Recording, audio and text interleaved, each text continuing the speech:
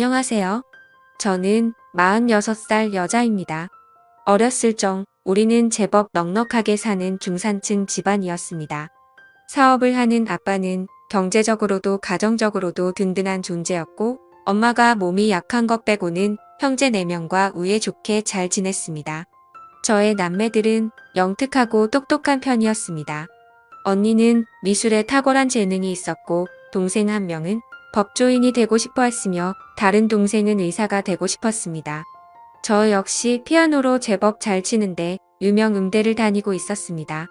그중 장남인 오빠는 차기 아빠의 길을 이어 저희 집을 든든하게 받쳐주는 기둥이었습니다. 대신 오빠는 아빠처럼 사업에 관심이 있는 것보다 교육자의 길을 원했어요. 학문적으로도 영민한 오빠는 명문대학교를 장학금으로 마친 뒤 부윤교수의 꿈을 안고 미국으로 유학 떠날 준비를 했습니다. 아빠는 우리 남매들을 위해 물심양면으로 지원해 주셨어요. 꿈을 잘 키워야 한다.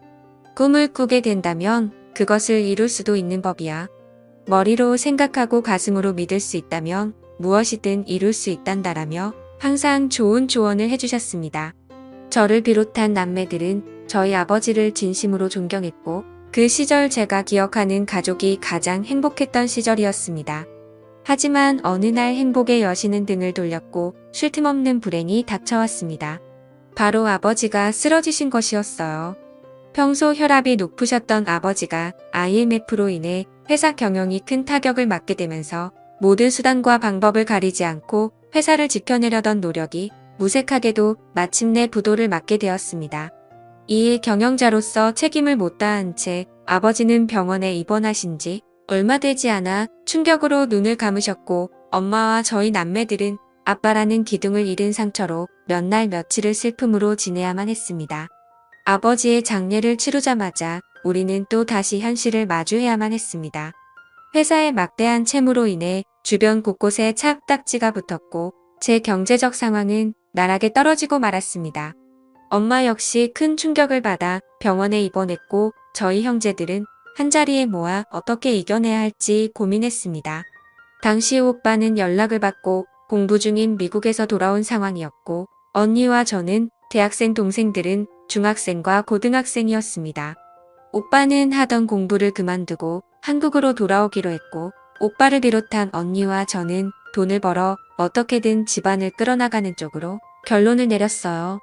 아빠가 남긴 빚과 엄마의 병원비, 동생들의 교육비까지 생각하면 일단 닥치는 대로 돈을 벌어야 했습니다. 언니는 4학년 마지막 학기에 졸업 작품 전시만 남겨놓고 휴학을 했고, 저는 2학년 재학 중 휴학했습니다.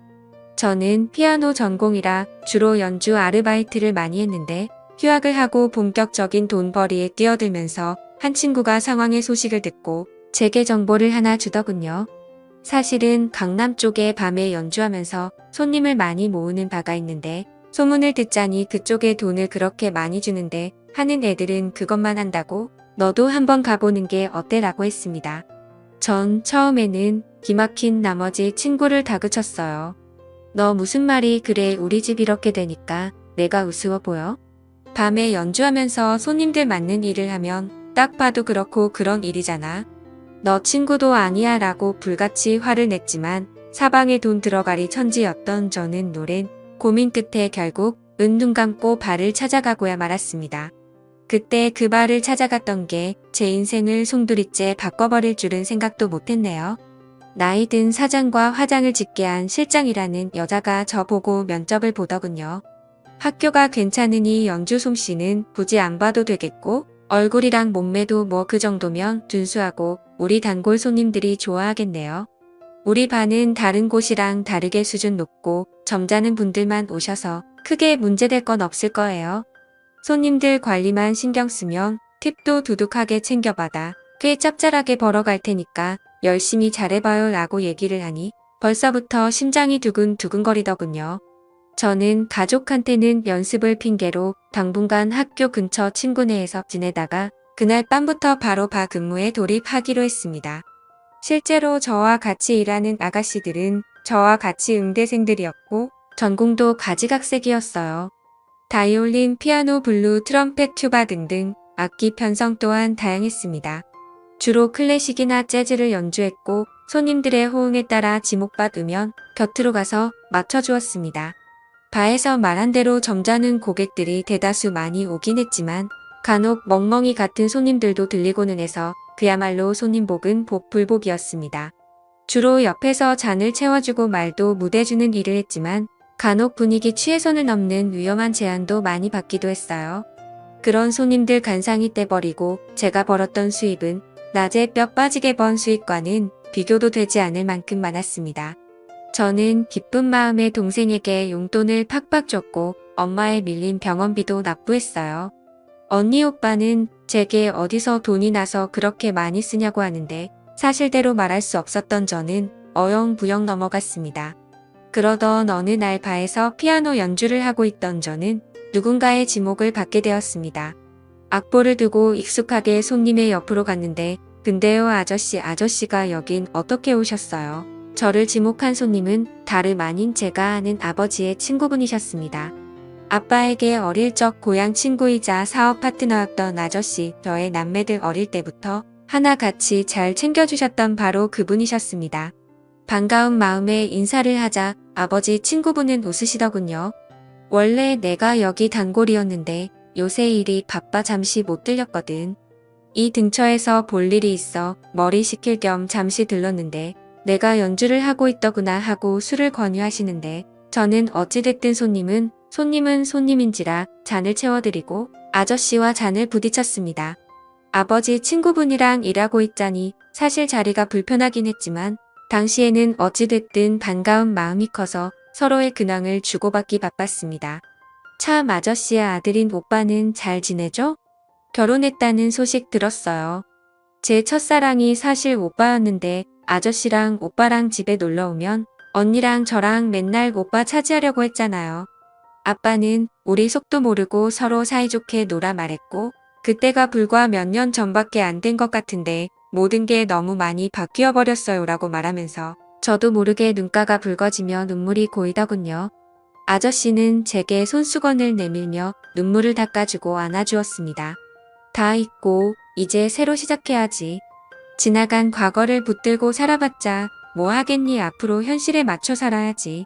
앞으로 종종 너를 보기 위해 와야겠구나 하고 하시며 제게 수표 몇 장을 꺼내 지어주셨습니다. 아저씨의 마음이 따뜻해 저와 얼마나 고맙던지요. 그때까지만 해도 전 아저씨가 무슨 마음으로 다가오는 건지 알 수 없었습니다. 아저씨와 저는 그 이후로 봐서 항상 만남을 가졌습니다. 처음에는 아빠 친구로서 제게 삶의 희망적인 조언도 주시고 좋은 말씀도 많이 해주셨습니다. 엄마 약값이나 하라고 따로 돈을 보태주기로 했어요.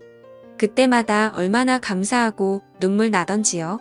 아빠가 좋은 친구를 두신 덕분에 우리가 힘이 되는구나 싶어 항상 고마움을 갖고 살았습니다. 그런데 점차 시간이 갈수록 집안 일부터 개인적인 일까지 대화를 시작하다가 시간이 갈수록 점차 원치 않는 말들까지 듣게 되어 당황스러웠습니다. 술에 취한 것도 아닌데 갑자기 이런 말을 하더군요. 부인이랑 정내미가 떨어진 지 오래야. 몇 번이나 아들 생각해서 계속 붙잡아 살아줬는데 영 재미가 없어. 아들도 장가 보내겠다. 나도 이제 내 청춘 좀 찾고 싶은데 요새 내가 어느 여자와 사랑에 좀 빠졌거든요 라고 얘기하면서 절 보고 제 손을 잡는데 저는 순간 온몸에 소름이 돋아 어색하게 웃으며 손을 빼내었습니다. 그래서 제 손을 다시 잡는 아저씨가 말했습니다. 너 나랑 만나볼래? 너 돈 필요하다며 이런 데서 일하지 말고 차라리 나랑 연애하면 내가 여기서 일하는 월급보다 더 많이 줄게. 여기저기 남자들과 얽힌 것보다 차라리 나랑만 있는 게 깨끗하지. 네 아버지 우정 생각해서 좀 나이 먹으면 나중에 내가 너 시집도 보내줄게라고 하며 얘기했고 저는 도저히 못 참겠다 싶어 그 사람 얼굴에 잔을 부어버리고 자리를 박차고 나왔습니다.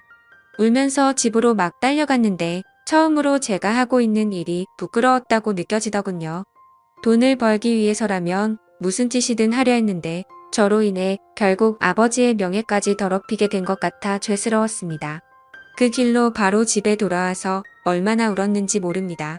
언니와 동생들이 간만에 만난 제 태도가 당황스러웠는지 방문을 두드리며 걱정했지만 어떠한 말도 할 수 없었던 저는 분에 사무쳐서 울기만 했네요. 저는 충격이 심해 발을 그만두었고 다시 평범한 일자리를 구했지만 쉽게 돈 버는 맛을 봐버린지라 성에 차지 않았습니다. 제 수입이 크게 줄어들자 집안은 다시 휘청거렸고 그 와중에 엄마의 심장병이 도저 쓰러져 급히 수술이 잡혔습니다. 생활비와 빚만으로 허덕이고 있는 신세의 엄마의 큰 금액에 수술비까지 감당할 수가 없겠더군요. 그렇다고 엄마 수술을 미룰 수도 없는 상황이었고요. 저는 결국 국리 끝에 아저씨한테 연락을 했고 아저씨는 우습게도 제 전화 한 통에 병원으로 달려와 엄마 수술비로 큰 돈을 서슴지 않고 내놓았습니다. 가족들은 그 시커먼 속내도 모른 채 얼마나 고마워했던지 특히나 엄마는 감사하다며 아저씨 앞에서 감동받아 우시기까지 했습니다. 아저씨는 저희 가족들에게 힘들어도 조금만 힘내십시오. 용기와 희망을 잃지 않고 살다 보면 언젠간 볕들 날이 있을 거에 내 친구 녀석 가족이면 제 가족이나 마찬가지니까 제가 물심양면으로 돕겠습니다. 라고 든든하게 말하니 가족들 아저씨한테 다 넘어가 버렸습니다. 가족들의 환심을 산 뒤 저를 따로 불러 주소 하나를 주더군요. 이곳이 내 오피스텔 주소야. 앞으로 이곳에서 자주 보자라고 했습니다. 저는 그렇게 30여 년 차이 나는 아버지 친구와 파국의 미래가 보이는 더러운 사이를 시작했습니다. 대가로 저는 그토록 필요했던 돈을 얻었고요. 아저씨가 저를 어찌나 마음에 들어있는지 말만 잘하면 원하는 금액을 쉽게 나오더군요. 저로 인해 조금씩 집안 환경은 나아지기 시작했습니다. 언니 마지막 학기도 잘 마쳤고 동생들 학원도 좋은 데로 옮겨 원하는 대학 진학을 위해 뒷바라지를 아낌없이 해줬어요. 집도 조금 나은 환경으로 이사하게 해줬습니다. 형제들은 제가 큰 돈을 벌어오자 처음에는 그 돈 어떻게 벌었냐고 캐묻고 의심했지만 점차 자신에게 돌아오는 혜택이 많아지니 입을 다물었습니다. 제가 돈을 내놓지 않으면 살 수가 없으니 뭔가 찝찝한 일을 한단 뭐라 할 재간이 없어 아예 입을 닫은 것입니다. 처음엔 곤란하지 않아 다행이다 싶었지만 한편으론 형제들이 무서워지더군요.